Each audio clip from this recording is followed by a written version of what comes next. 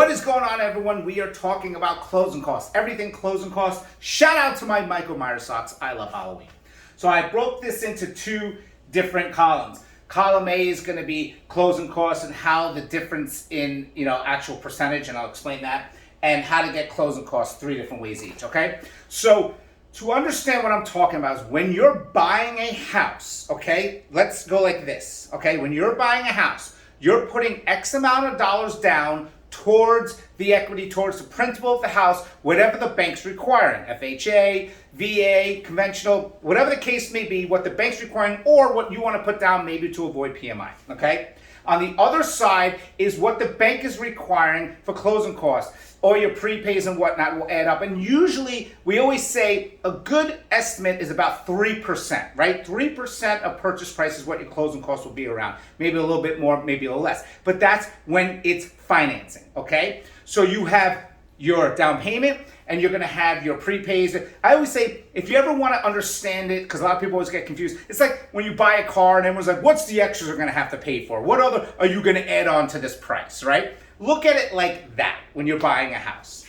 So the three different variations of percentage of cost when buying a house, right, is this side first. So let me explain it. When you buy a house cash, your closing costs, 90% of them go away. Because you got to remember, in that 3% average, majority, and let's say 90%, has to do with financing with your bank. As a realtor, I have nothing to do with your closing costs. Closing costs are more of a financial thing. Yes, there's a couple things with title and whatnot. But so when you buy cash, you're almost wiping away 90% of your closing costs. When you buy a resale, that is your 3% average, right? Let's say 3% average for resale. Let's say 0.5%, if that, with cash, right? And new build is different. When you buy a new construction, when you go to a new construction development, your percentage will probably go up to 4, maybe 5%, because there's added on. So let me stop real quick.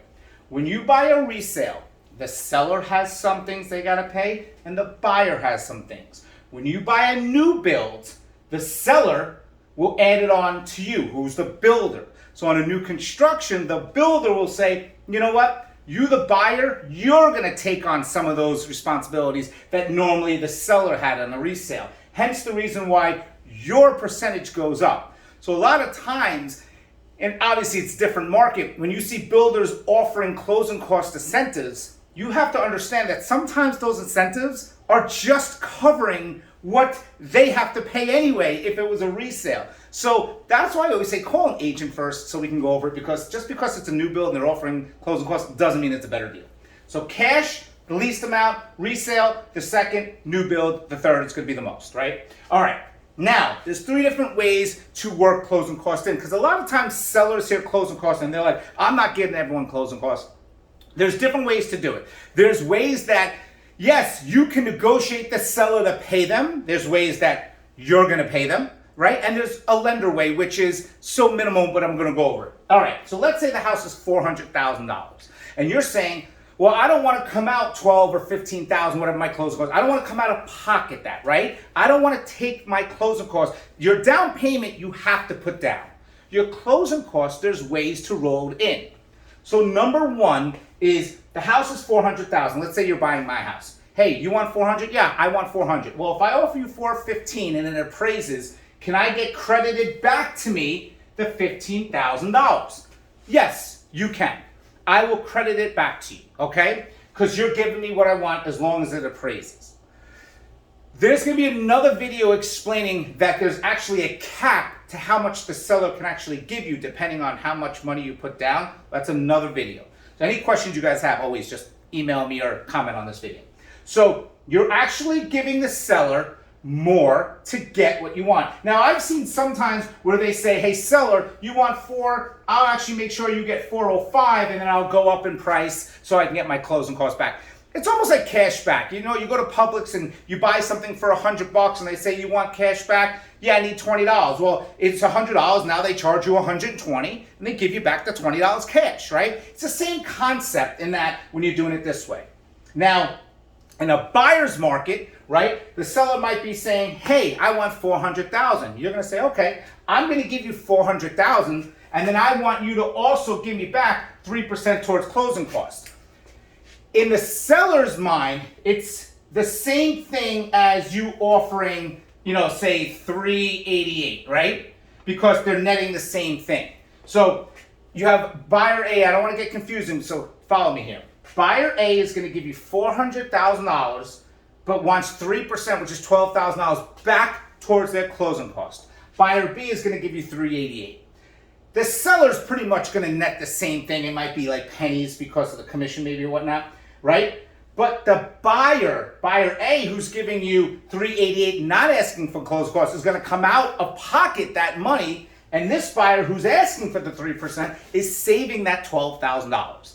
So you offer more in a buyer's market, you give them what they want, and you ask for it, or you offer less. In a really crazy buyer's market, you might say, I'll give you $380, and I want my closing costs, which you might see coming soon. And the last is lender credits, which it's very minimal, but you can talk to your lender and say, hey, look, I need you to play with my rate. The lender can credit back.